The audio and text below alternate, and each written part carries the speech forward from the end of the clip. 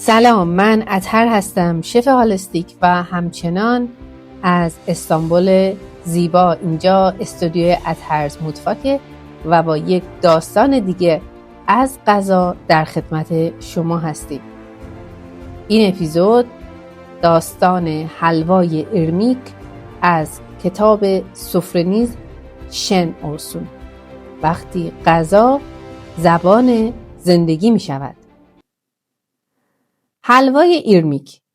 این اپیزود درباره یک حلوا نیست، درباره یک تصمیمیه که 50 سال طول کشید و درباره این سوال که آیا ممکنه یک غذا مترجم احساسی باشه که هیچ وقت نتونستیم به زبون بیاریم؟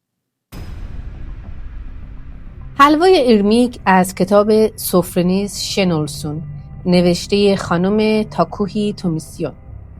تاکوهی تومیسیون نویسنده، خاطره نویس و روایتگر آشپزی خانگی ارمنی استانبول. نه سرآشپز حرفه‌ای، نه مورخ غذا، نه آکادمیک.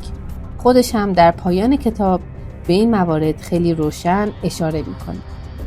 اما دقیقاً همین نویسنده نبودن است که او را مهم میکند.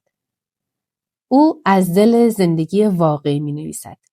از خانه، زنها، آشپزخانه، از فقدان، مهاجرت، از صبر، از غذا به عنوان بهانه زندگی.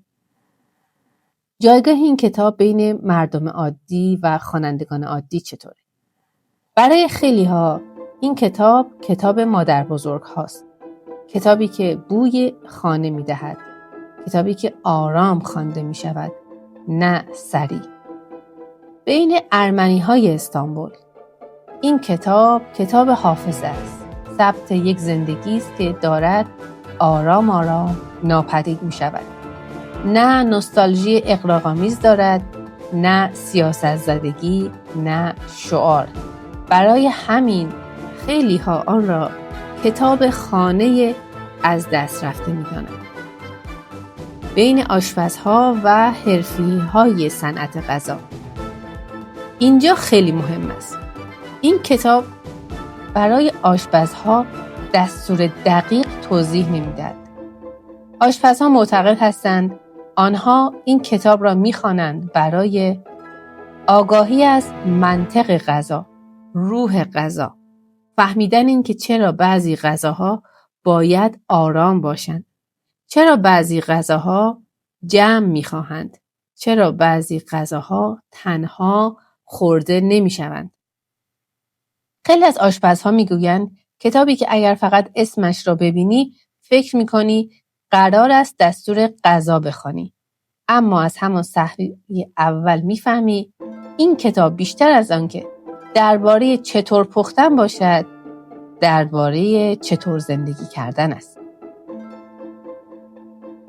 راوی زنی است ارمنی از استانبول، کسی که در خانه‌ای بزرگ شده در یدیکوله، خانه‌ای 3 طبقه با 2 آشپزخانه، با آب انبار، با حیاطی پر از شمعدانی و ریحان. خانه‌ای که در آن هیچ چیز دور ریخته نمی شود، نه ظرف، نه غذا، نه آدم. قبل از اینکه این کتاب دستور غذا بدهد، دستور ساخت آشیانه می دهد. در بخش‌های اول کتاب ما با غذاهایی روبرو می‌شویم که عجله ندارند. مزه‌ها، دلمه‌ها، خوراک‌هایی که باید بمانند تا معنا پیدا کنند. غذاهایی که برای نشستنند، برای جمع، برای حرف زدن یا حتی سکوت. در تمام این فصل‌ها زن‌ها هستند که زمان را نگه می‌دارند. اینجا غذا نه زینت است، نه نمایش. غذا ریتم زندگی است. اما از یک جایی به بعد لحن کتاب عوض می شود. غذاها دیگر فقط خوشمزه نیستند، سنگین می شوند. انگار هرچه جلوتر می رویم غذاها بار بیشتری از زندگی را حمل می کنند و درست همینجا به داستان حلوای ایرمیک می رسیم. داستان حلوا با یک ازدواج شروع می شود. به زن گفته بودند مردی که با او ازدواج می کند 2 فرزند دارد. 2 فرزند چیزی بود که می شد پذیرفت، اما بعد از ازدواج حقیقت روشن شد. 3 فرزند. راوی این را بدون قضاوت می نویسد، نه با عصبانیت، نه با درام. فقط می گوید حقیقت دیر گفته شد. زن گفت 2 کودک را مثل فرزندان خودم بزرگ می کنم، اما 3می را نه. این جمله نه فریاد بود نه تهدید. آرام گفته شد، اما آرام نماند. این تصمیم از بیرحمی نمی آمد، از ناتوانی می آمد، از فشار زمانه. نام کودک 3 ماردیک بود.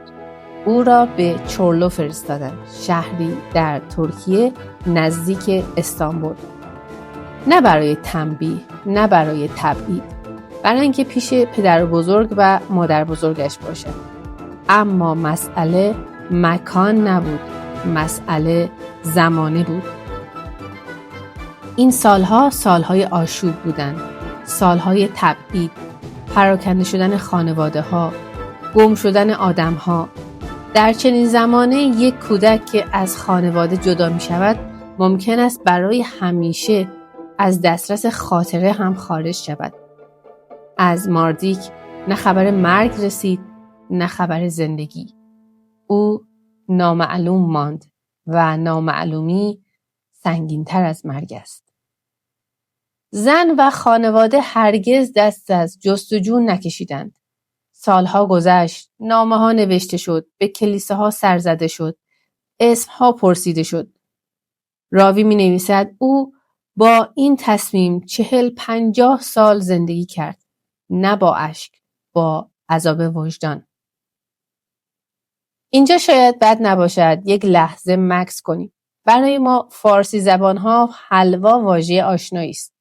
بویش را میشناسیم، سنگینیش را، جایگاهش را در سوگ و یاد. اما ایرمیک آرد معمولی نیست. ایرمیک گندم درشتساب است. چیزی بین آرد و دانه. نه نرم است، نه لطیف. باید مدام هم بخورد. اگر رهایش کنی میسوزد. اگر عجله کنی خراب می شود. حلوای ایرمیک حلوای صبر است. حلوای مراقبت. و شاید برای همین است که این زن دقیقاً این حلوا را انتخاب می کند. برای ترجمه فقدانی که نمی شود رهایش کرد و نمی شود از زود از کنارش گذشت. و اینجاست که حلوای ایرمیک واقعاً وارد داستان می شود. نه به عنوان دسر، نه به عنوان رسم عزاداری قطعی، بلکه به عنوان تنها کاری که میشد کرد. راوی میگوید من از آن خانه نه مال به ارث بردم نه ملک. فقط یک چیز ماند، مسئله وجدان. و دست کم میتوانستم برای ماردیک یک حلوای ایرمیک بپزم. در این کتاب حلوا غذا نیست، ترجمه است. ترجمه فقدان، ترجمه پشیمانی بی‌اعتراف، ترجمه تصمیم که دیگر قابل اصلاح نیست.